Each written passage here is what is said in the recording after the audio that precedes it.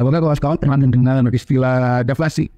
Mungkin istilah ini terdengar sedikit asing bagi sebagian orang, tetapi dampaknya terhadap keuangan pribadi mereka, kekayaan mereka, dan kondisi ekonomi global bisa sangat besar dan sangat terasa. Deflasi adalah situasi di mana harga barang kawan-kawan dan jasa turun secara terus-menerus. Kedengarannya seperti kabar baik. Siapa yang tidak mau membeli barang dengan harga murah atau harga yang lebih rendah? Tapi tunggu dulu kawan-kawan, ada banyak hal yang perlu kita pahami tentang deflasi. Di balik penurunan harga yang menarik ini, ada efek-efek jangka panjang kawan-kawan yang bisa sangat merugikan, terutama tentang keadaan kita dan finansial kita. Nah, video kali ini kawan-kawan kita akan membahas strategi itu untuk melindungi kekayaan finansial kita dari dampak deflasi. Sembari itu tetap mempertahankan gaya hidup yang mewah, dengan mobil mewah, dengan rumah mewah, dengan hiburan mewah, atau akses ke teknologi canggih. Jadi, mari kita simak kawan-kawan. Sebelum kita melangkah lebih jauh, mari kita mulai dengan memahami apa itu sebenarnya deflasi. Yakni penurunan umum dan terus-menerus dalam tingkat harga barang dan jasa dalam suatu perekonomian. Penurunan harga ini kawan-kawan bisa tampak sangat menguntungkan bagi pembeli dan konsumen, karena kita dapat membeli lebih banyak barang dengan uang yang sama, jumlah uang yang sama. Bayangkan saja bisa membeli sebuah mobil mewah atau investasi di teknologi terbaru dengan harga yang lebih murah dari sebelumnya. Namun kawan-kawan, meskipun terlihat menggiurkan, deflasi memiliki dampak negatif yang sangat-sangat besar, baik bagi konsumen maupun bagi pelaku bisnis. Dalam kondisi deflasi, orang-orang cenderung menunda pembelian mereka. Kenapa? Karena mereka mengharapkan harga barang akan terus menurun. Misalnya saja jika kita berencana membeli sebuah mobil mewah atau produk teknologi atau ponsel canggih misalnya, kita mungkin berpikir untuk menunggu beberapa bulan lagi, beberapa bulan ke depan, karena harga-harga barang yang kita inginkan kemungkinan akan turun lebih jauh. Tapi apa yang terjadi jika semua orang berpikir demikian? Permintaan menurun drastis. Ya, bisnis kehilangan pendapatan dan akhirnya memutuskan untuk memangkas biaya, termasuk layoff, pemutusan hubungan kerja dengan para karyawannya, pengurangan produksi. Ini mengakibatkan ekonomi masuk ke dalam siklus deflasi yang sangat merugikan. Deflasi biasanya terjadi karena beberapa faktor ya. Salah satunya adalah penurunan permintaan yang begitu signifikan. Ketika konsumen menahan pengeluaran mereka, pembelanjaan mereka, permintaan terhadap barang dan jasa pasti menurun. Ini akan menyebabkan harga-harga juga akan turun. Faktor lain yang bisa menyebabkan deflasi adalah peningkatan produktivitas yang sangat-sangat berlebihan. Ketika produksi barang melampaui suatu permintaan, harga akan turun sebagai upaya untuk menyeimbangkan antara pasokan dan permintaan, supply dan demand. Ada juga faktor kebijakan moneter yang sangat ketat dari Bank Sentral misalnya. Jika Bank Sentral memperketat kebijakan moneter dengan membatasi jumlah uang yang beredar, nilai uang akan menjadi lebih kuat. Meskipun ini bisa terdengar seperti kabar baik, dalam jangka panjang, hal ini dapat menyebabkan penurunan harga barang secara luas kawan.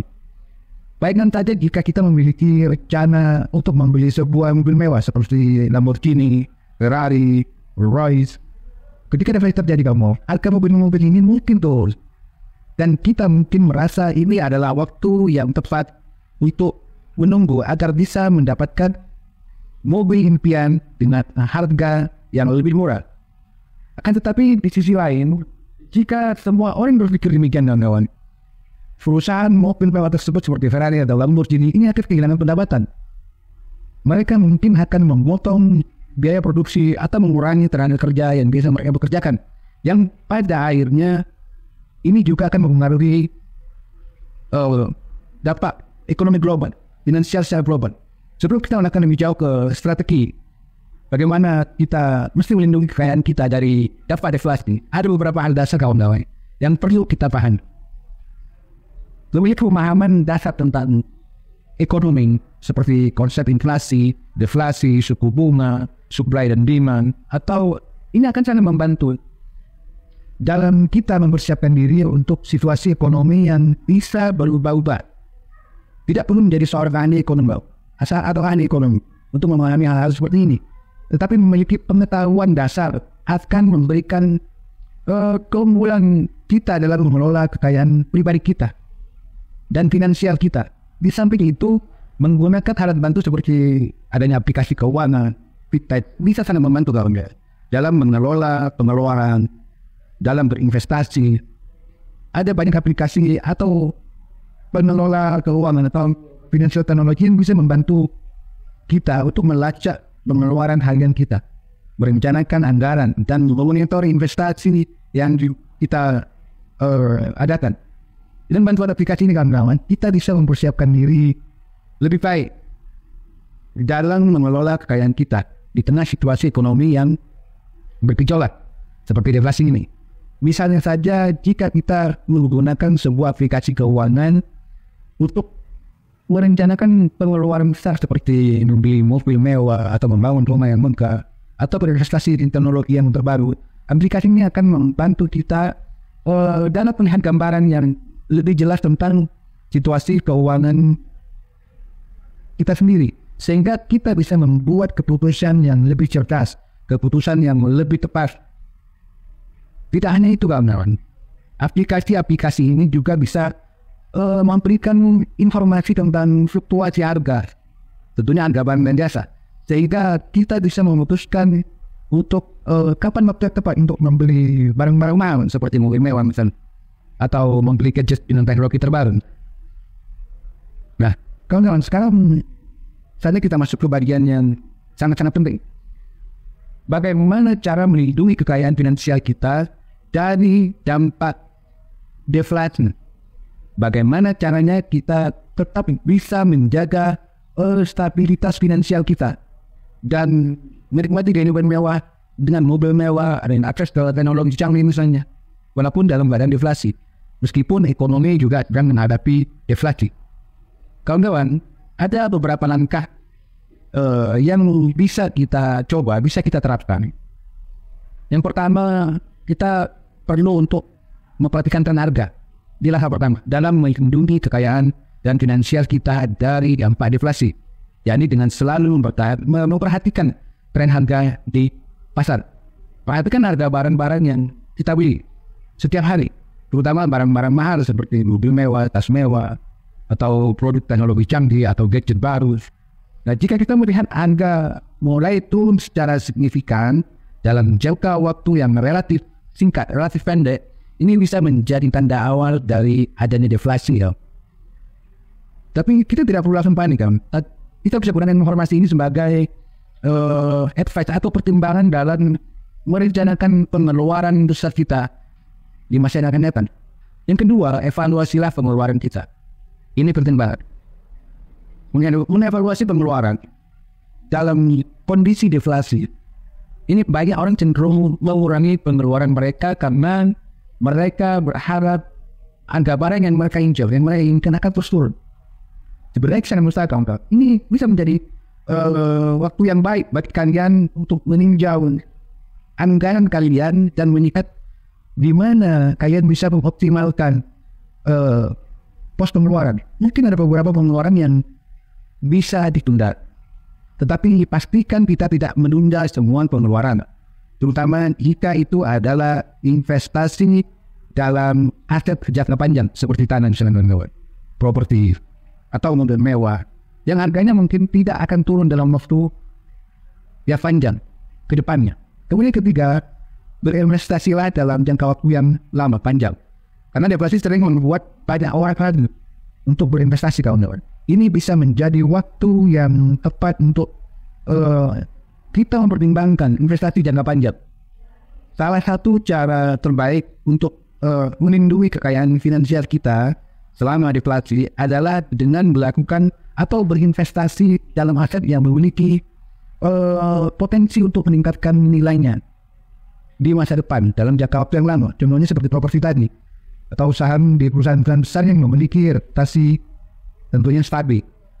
Berinvestasi dalam aset jangka panjang ini kawan-kawan, seperti yang tadi saya katakan, ini dapat memberikan perlindungan yang lebih baik bagi kekayaan dibandingkan hanya menyimpan uang tunai yang nilainya mungkin akan terus meningkat selama deflasi. Selain itu, jika kita memiliki rencana untuk membeli barang-barang mewah seperti mobil, Rolls-Royce, Lamborghini, Ferrari, deflasi bisa menjadi waktu yang sangat tepat untuk melakukannya kawan-kawan. Asalkan kita yakin bahwa nilai mobil mewah tersebut akan meningkat atau setidaknya stabil di masa yang akan datang. Kemudian yang keempat, bayarlah tentang cepatnya, lebih cepat. Jika kalian memiliki hutang, langkah selanjutnya yang harus kita lakukan adalah melunasi hutang tersebut secepat mungkin. Dalam situasi deflasi, nilai uang meningkat, yang berarti bahwa nilai hutang kalian juga akan meningkat secara relatif terhadap kekayaan kalian. Oleh sebab itu kawan-kawan, lebih baik bagi kita untuk segera melunasi hutang dan mengurangi beban finansial yang kita tanggung.